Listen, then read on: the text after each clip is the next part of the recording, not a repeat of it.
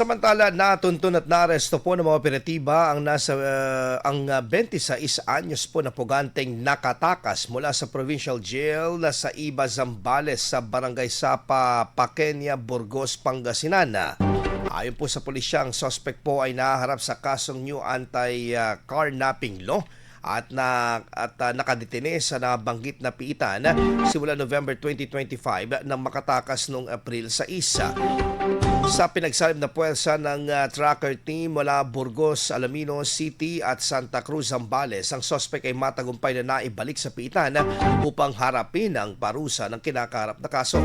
Kaugnay nito, iginita man ng otoridad ang positibong epekto ng kooperasyon ng mga residente para mapigilan ang kriminalidad sa mga komunidad. IFM News. IFM News. IFM News.